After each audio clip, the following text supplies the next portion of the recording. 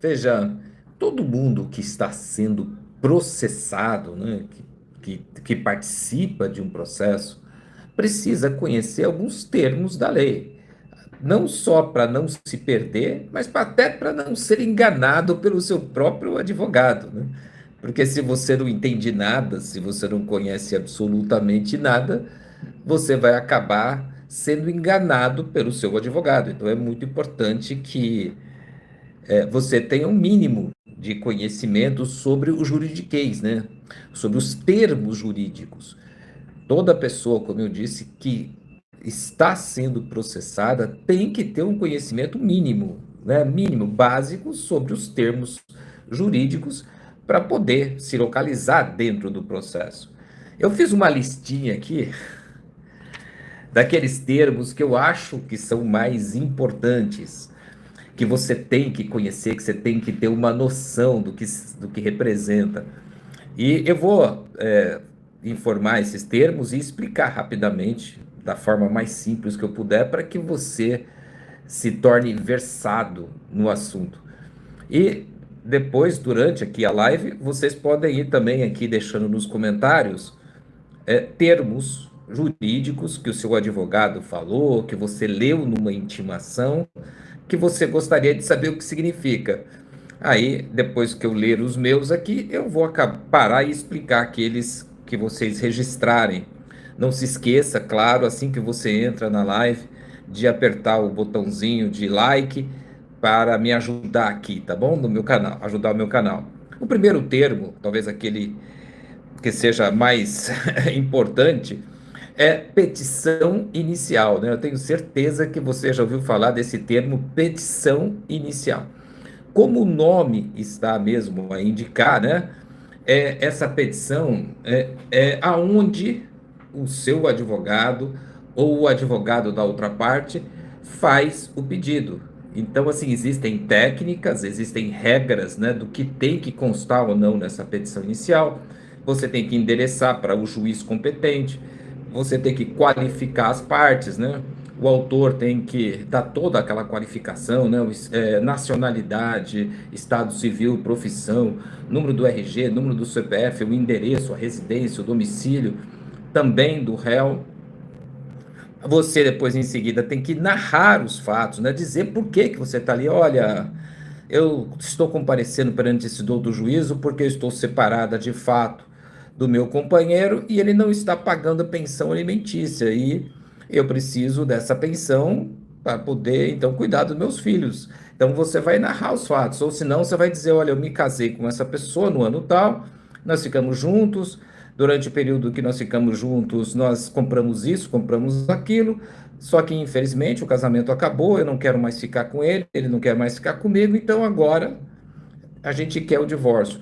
Então, assim, na petição inicial, você vai endereçar ao juiz competente, você vai qualificar as partes, você vai contar para o juiz por que que você está ali, né?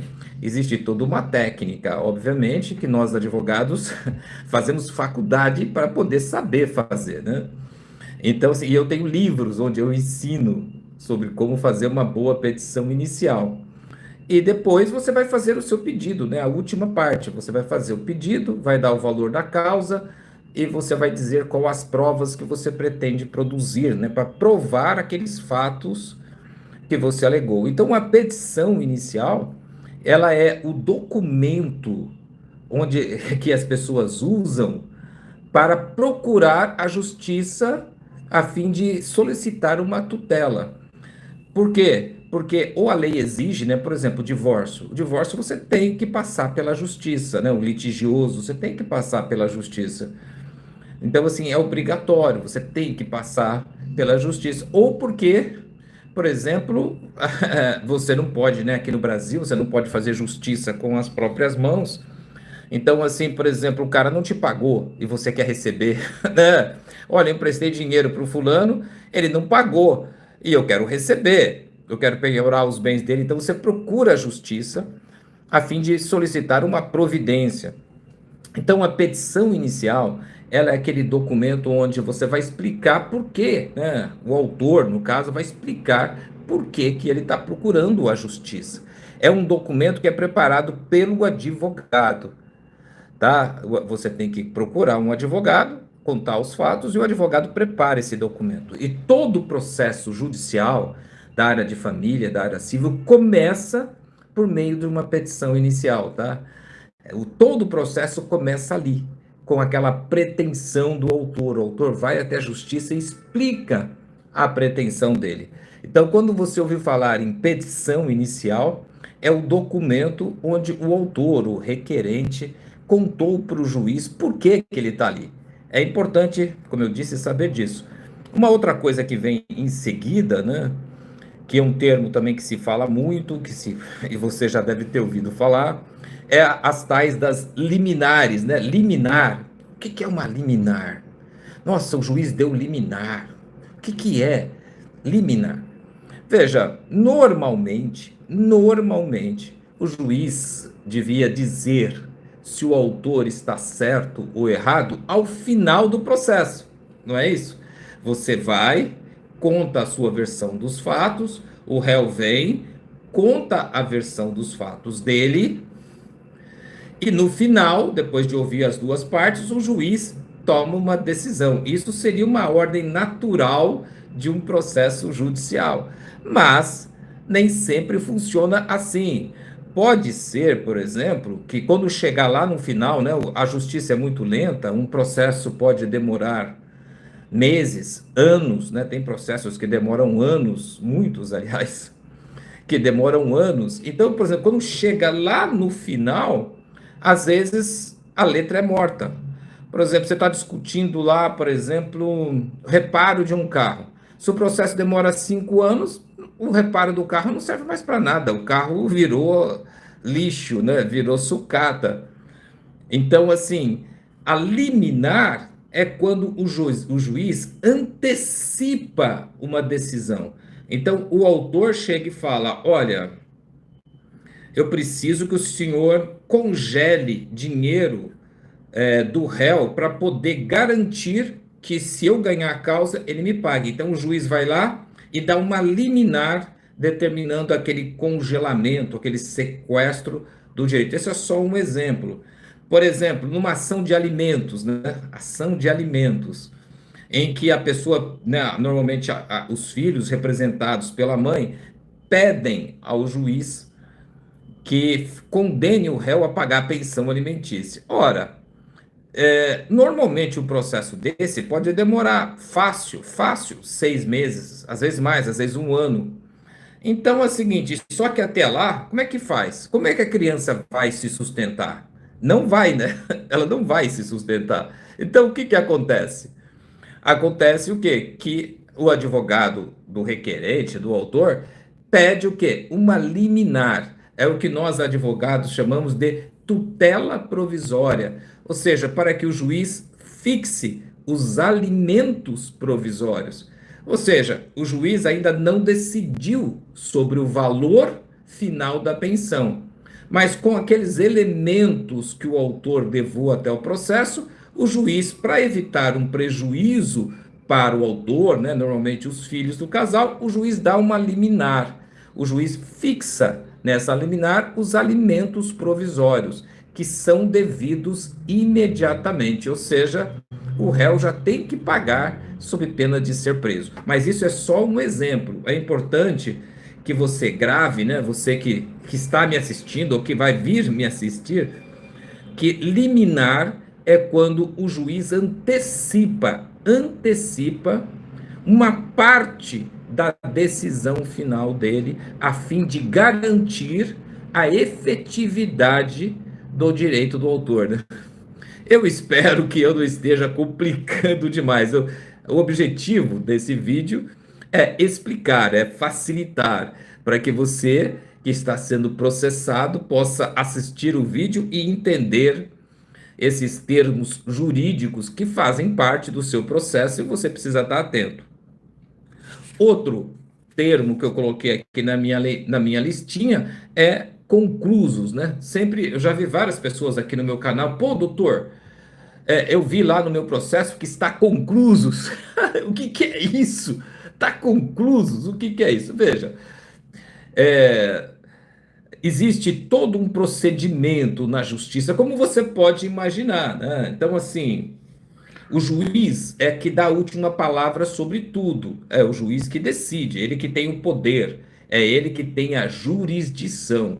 Mas o juiz não faz todo o serviço, né? Normalmente o juiz toma a decisão, por exemplo, o juiz manda citar, que eu já vou explicar o que é citação. O juiz manda citar, ele só escreve lá, cite-se.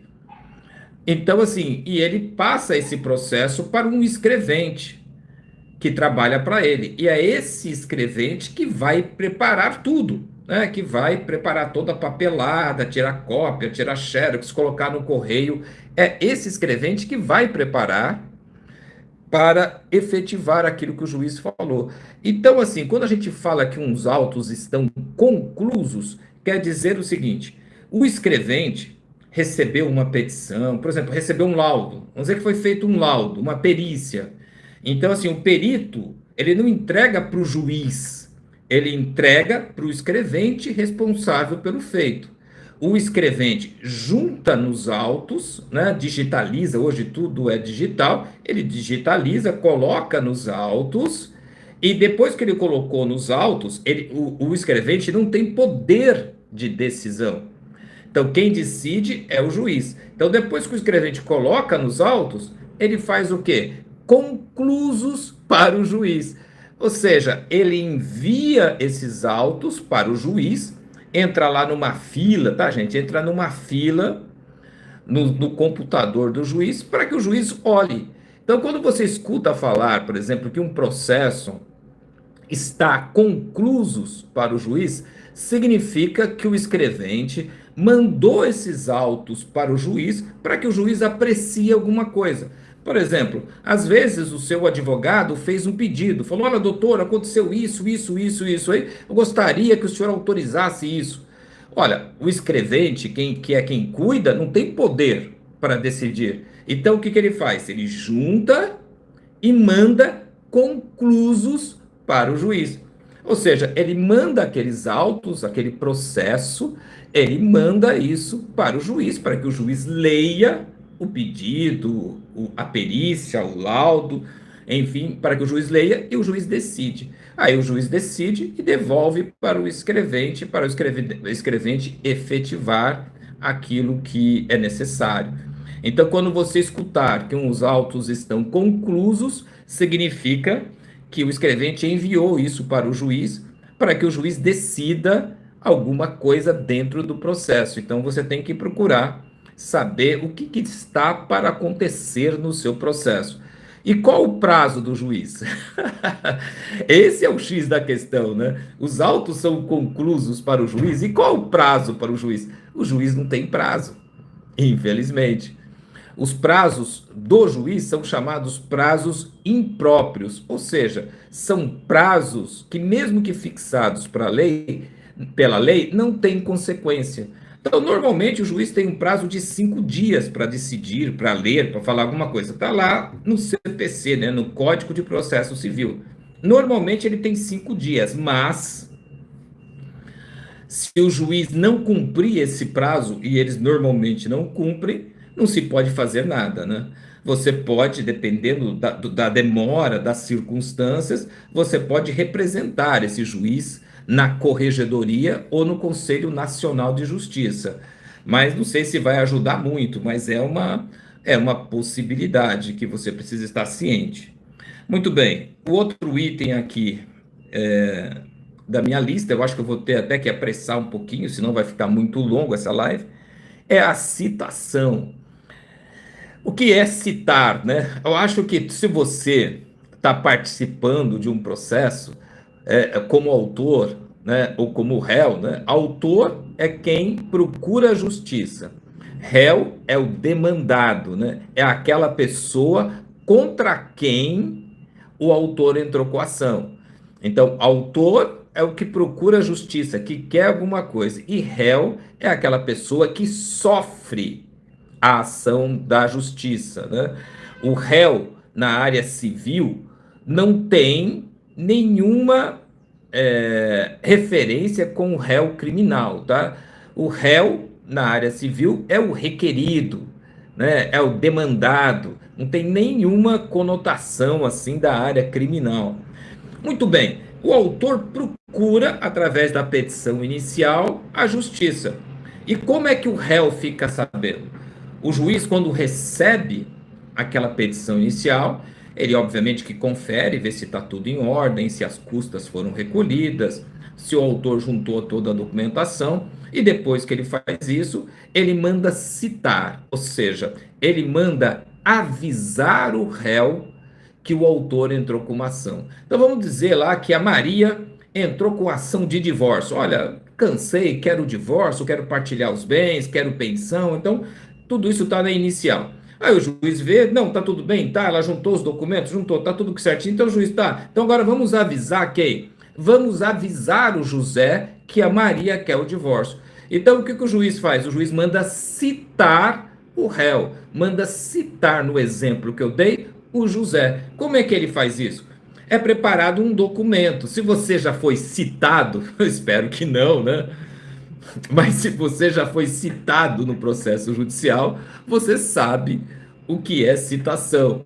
Normalmente é um documento da justiça, tem um timbre da justiça, em que o juiz te informa: olha, o fulano de tal entrou com uma ação contra você. Ele está dizendo que você deve, que você não pagou, que você não cumpriu, que você não entregou. Ou seja, dá um resumo, conforme você pode ver, e se junta nesse mandado de citação, se junta uma cópia da petição inicial. Então, assim, para não me alongar demais, citação é o ato judicial que dá ciência ao réu, ao requerido, ao demandado de que existe uma pretensão contra ele. Essa citação, ela tem uma importância muito grande. Ela vincula o réu ao processo. Por isso que esse é um dos atos mais importantes de qualquer processo. Sem citação, não há processo. Ah, mas e se o réu se esconder? E se o réu der no pé? Aí existem formas de se fazer a citação sem a presença do réu. Eu não vou citar todas aqui porque não é o objetivo do vídeo. Eu estou querendo esclarecer você a respeito dos termos que se usa na justiça, para que você que está participando de um processo possa se orientar. Então, se você entrou lá no seu processo e está escrito aqui que o juiz determinou a citação, isso quer dizer que o juiz mandou então chamar o processo, chamar o réu ao processo. Outro termo que você também deve conhecer, além de citação, é intimação. Veja, não é fácil explicar para um leigo a diferença de citação e intimação. A citação, como eu disse, é o ato que dá conhecimento do processo. Já a intimação é quando o juiz chama uma das partes, né, o autor ou o réu, para tomar conhecimento de alguma coisa. Então, vamos dizer, por exemplo, que o juiz mandou que uma das partes juntasse um documento. Está havendo ali uma discussão, o juiz fala: olha, o réu deve juntar o documento tal, deve juntar o seu olerite, por exemplo, do último mês. Então o juiz toma essa decisão nos autos e o escrevente faz o quê? Intima, avisa a parte de que tem algo lá nos autos que ela precisa ver. Normalmente, essas intimações são feitas no próprio advogado, na pessoa do advogado. Mas, por exemplo, quando o juiz intima o advogado e o advogado não faz nada, o juiz então manda intimar pessoalmente a parte. Muitos processos atrasam, infelizmente, atrasam e às vezes atrasam muito, porque os advogados, uma vez intimados, nada fazem, né? É aí, sabe, gente, que muito advogado faz diferença, o bom advogado, né? Faz diferença no tempo do processo. Então você imagina o seguinte: você entrou com uma execução de alimentos. O juiz mandou citar o executado. só que o executado não foi encontrado, né? O oficial de justiça, que é a pessoa que leva a citação, foi até o endereço e não encontrou. Alguém lá disse: olha, ele se mudou, ele está viajando, não encontrou. Isso volta para o juiz. E o que o juiz faz? O juiz manda o credor se manifestar, né? O juiz intima o credor: olha, o oficial está dizendo que o cara viajou, o oficial está dizendo que o cara se mudou, o que você me diz? E intima o advogado. E muitos advogados fazem o quê? Nada. O processo fica lá parado. Eu já vi processos ficarem parados por meses, esperando o advogado se manifestar. Claro que o advogado não vai te contar isso, né? Ele fica quietinho. Ele não viu a intimação, ele não viu, porque normalmente essas intimações são publicadas numa coisa chamada Diário Oficial. Já ouviu falar? Diário Oficial é um jornal, uma espécie de um jornal onde o Estado, os órgãos públicos publicam as suas coisas. E os advogados são intimados por ali. Tem toda uma parte desse diário oficial destinada à justiça. E é colocado ali um anúncio com o nome, com o número do processo, o nome das partes e o nome do advogado. A maioria dos advogados tem um serviço de intimação. Eu mesmo tenho. Então, toda vez que sai uma intimação no meu nome, a Associação de Advogados de São Paulo me avisa: olha, doutor, saiu uma intimação aí no seu nome no processo tal. Aí eu vou lá e olho. E isso faz muita diferença, viu, gente, no andamento do processo. Então, assim, você que é leigo, como é que você pode fazer? Você, quem vai ser intimado é o seu advogado para dar andamento no feito. Como é que você faz para ajudar? Você tem que acompanhar o processo direto. Você tem que imaginar o seguinte: o seu advogado tem lá, sei lá, 200, 300 processos para acompanhar. E o que acaba acontecendo que muitos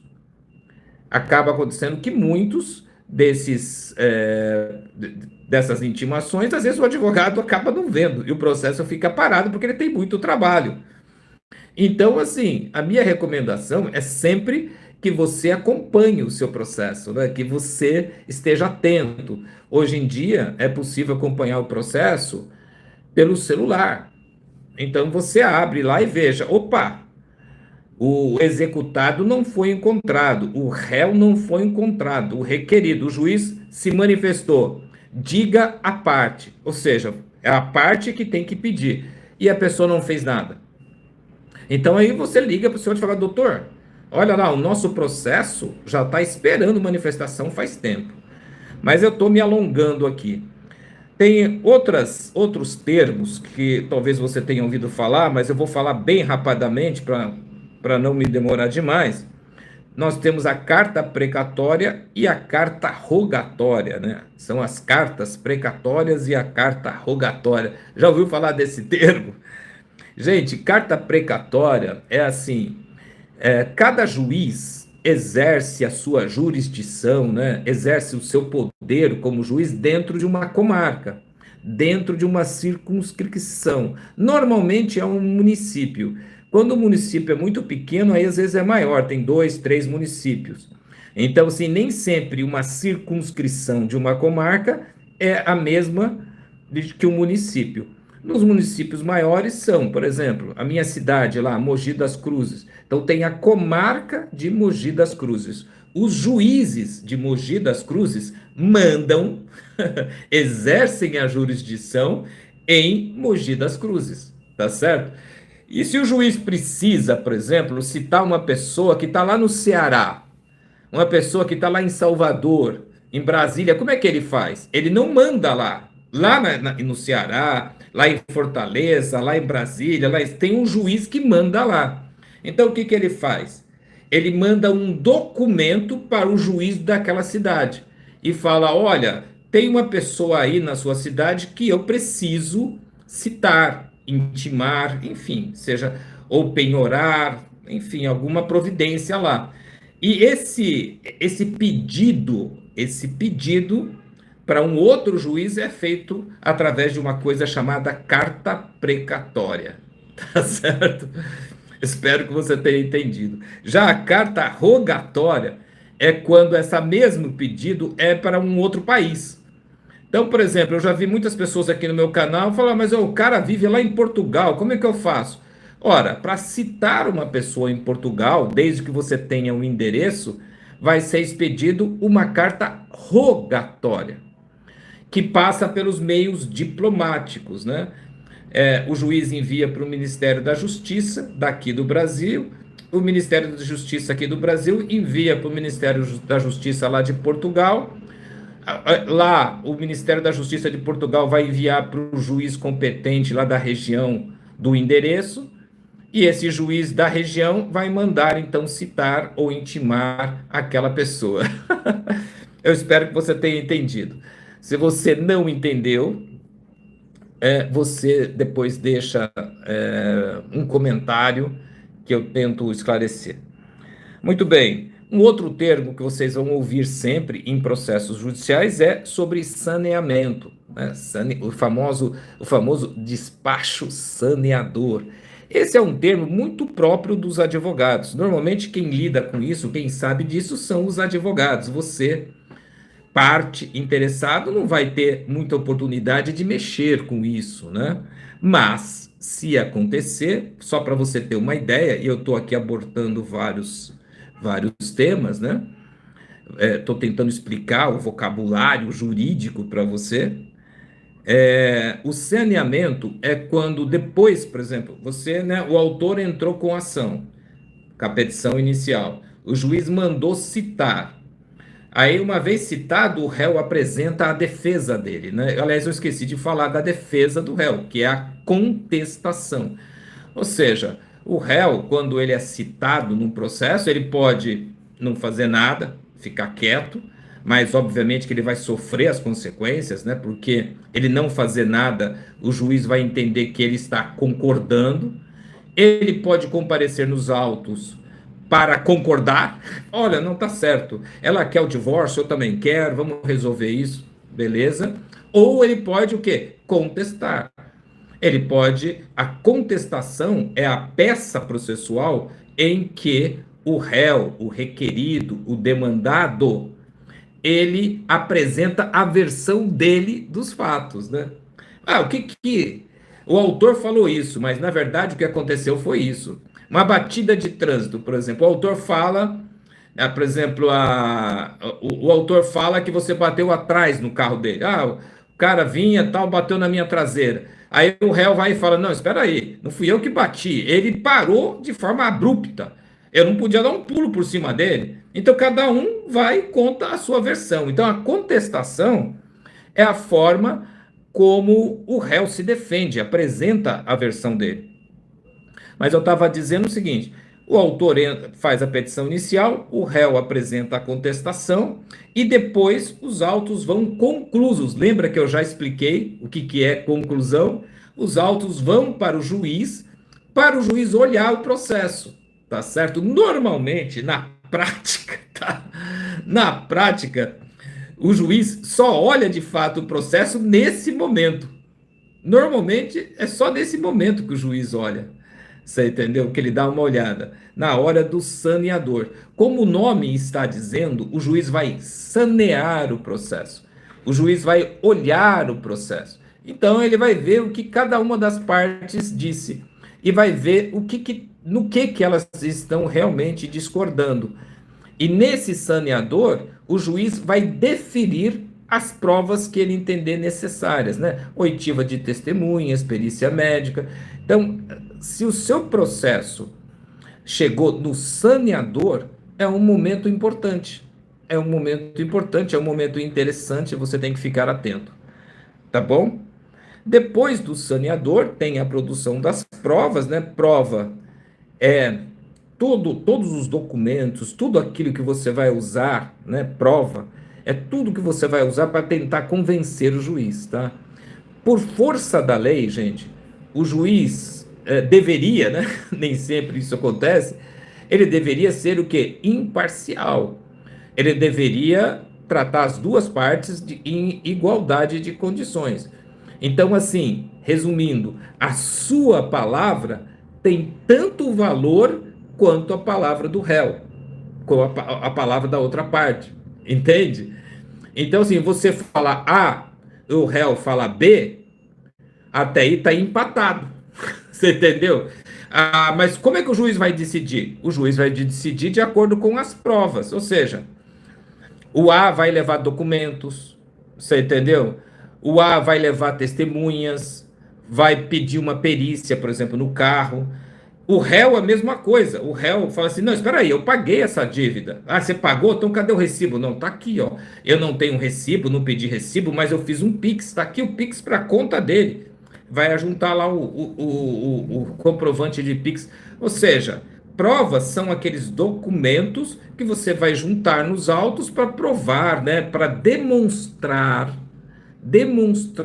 a verdade para o juiz. O juiz vai analisar e depois decidir. E por fim, né, nós temos a sentença. Né? Já ouviu falar em sentença? Sentença, gente, é o ato final do processo. É o ato pelo qual o juiz decide aquela lide. Então, o juiz pode. O que o juiz pode fazer? Extinguir o processo sem julgamento de mérito. Por quê? Porque ele acha que faltou alguma coisa que a lei julga que é importante, ele pode extinguir o processo e não decidir. O autor, por exemplo, pode ter abandonado o processo, algo pode ter acontecido, o juiz extingue.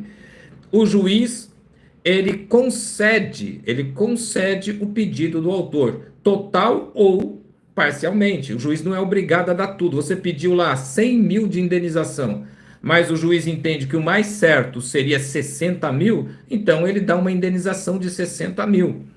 E o juiz pode o quê? Indeferir o pedido, falar, não, você está totalmente errado. O cara bateu atrás em você, mas bateu porque você parou abruptamente. Olha, o cara, na verdade, não aconteceu isso ou não aconteceu aquilo. Então, o juiz pode o quê? Indeferir o pedido. E ele faz isso através de uma coisa chamada sentença. A sentença nada mais é de que um documento onde o juiz vai fazer um resumo do caso, ele vai fazer um resumo, explicar, olha, aconteceu isso, e depois o juiz vai declarar, tá, gente? O juiz, ele é livre para decidir, mas ele tem que decidir de acordo com aquilo que existe no processo, tá? O juiz não pode decidir o que der na cabeça dele. Muitos até fazem isso, mas tecnicamente ele não pode. Ou seja, na sentença, ele tem que declarar por que ele está deferindo ou indeferindo o pedido. Por que ele está condenando a 50 mil, a 40 mil, a 100 mil? Ele tem que explicar. Ele tem liberdade para fazer o que ele quiser, mas ele tem que explicar, contar por que ele está fazendo. É assim que a lei manda, tá certo? Então, a sentença, se a petição inicial é o primeiro ato do processo, a sentença é o último ato, é onde o juiz decide. E depois da sentença, gente, ainda se pode recorrer, né? Qualquer das partes pode o quê? Não se conformar com aquilo que foi decidido, tá? Então, assim, às vezes a parte fala, não concordo com o juiz, eu não concordo, eu não acho certo. Então, às vezes, por exemplo, o juiz condenou o cara a pagar um salário mínimo de pensão para os filhos. Você fala, pô, mas como que eu vou pagar um salário mínimo? Eu não tenho condições de pagar um salário mínimo. Então, o que a parte faz? A parte recorre. Tem muito homem aqui no meu canal que reclama do valor da pensão alimentícia, mas quando você vai olhar, ele não recorreu da decisão do juiz. Então, assim, existem uma série de recursos previstos na lei. Eu sei que você que é leigo não sabe nem tem obrigação de saber, mas o seu advogado sim. Então você tem que conversar com o seu advogado. Então, se você foi condenado, por exemplo, a pagar uma pensão que está acima da sua capacidade, o que uma pessoa que realmente é honesta tem que fazer, tem que recorrer. Fala assim, olha aqui, olha, eu mostrei para o juiz que eu ganho um salário mínimo e meio. E ele me condena a pagar um salário mínimo, como que eu não vou conseguir? Como é que eu vou trabalhar? Não tem condições. Então, assim, você tem que recorrer, porque nem toda sentença é justa. Nem toda sentença é legal. Na verdade, se você fizer uma pesquisa de jurisprudência, é simples. Você abre aí o site do seu tribunal, daí do seu estado, São Paulo, do Rio, da Bahia, de onde você estiver. Você abre o site do tribunal e procura ali jurisprudência. Se você fizer uma pesquisa, você vai ver que muitos, eu não tenho aqui uma estatística, mas muitos recursos são atendidos, principalmente quando são preparados por bons advogados.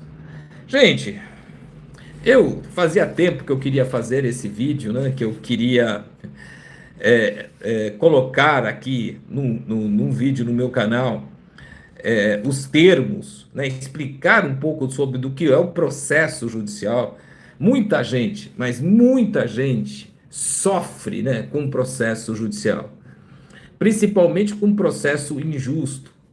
Esses dias mesmo, acho que hoje ou ontem, um rapaz colocou um texto enorme aqui no meu canal contando a história do processo dele. O processo vincula a nossa vida, né? O processo, você pode não dar bola, mas só que você depois está vinculado. Teve um rapaz que ficou todo revoltado essa semana, aqui deixou um comentário aqui, que ele disse assim: pô, o advogado não me procurou, o advogado não falou nada, e agora eu fiquei sabendo que eu fui condenado, que eu não compareci, que não sei o quê. Eu falei: meu amigo, você sabia do processo. Aí o que você fez? Você preferiu ignorar, ficar se escondendo, dando uma de migué, achando que a justiça ia ficar te procurando. Ora, você foi citado, você sabia do processo, você tinha obrigação de acompanhar o processo. Agora, Inês é morta. Agora não dá mais para fazer nada. Você foi omisso, o seu advogado foi omisso e agora você está ferrado. Então, assim, não adianta ficar de choradeira.